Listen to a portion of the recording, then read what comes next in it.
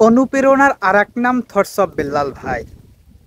একটা মানুষের কিরকম অধপতন হতে পারে, মানে 1 বছর আগেও এই বেল্লাল ছিল অনুপ্রেরণার আর এক ভাই। ছোট কন্টেন্ট থেকে বড় কন্টেন্ট ক্রিয়েটর সবাই বেল্লালের সং, বেল্লালের ভয়েস সবাই নকল করত। কিন্তু সময়ের পরিবর্তনে সেই বেল্লাল আজকে মাইর খায়। মানুষের মানে অধপতন কিরকম হয়। বেল্লাল মানবিক কাজ করতেছে, মানুষকে দান সদ্গা করতেছে, তারপর বেল্লাল মাইর খায়। কেন খায়? একটা ওয়েটার থেকে বেল্লাল এই জায়গায় আসছে, মানে এটা সে নিতে পারতেছে না।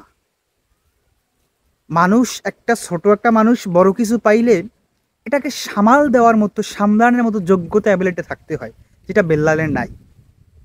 বেল্লাল ওমরকে বয়কট করে, ব্রেনলেস নাম কি ভুলে গেলাম, তাকে জুয়েল ভাইকে বয়কট করে। আরে ভাই, জুয়েল ভাইকে তুমি চেনো? জুয়েল ভাই কোথা থেকে আসছে?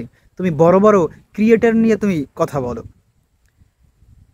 তোমার অধপতন কিরকম হয়েছে? নাসার সাথে থাকে, রাসেল ভাইয়ের সাথে থাকে বনি, নাসারও ছোট, তুমি তাদের এলাকায় যে জাইঙ্গা কিনতে চাও, তোমার লেভেলটা কি পরিমাণ নিচে গেছে।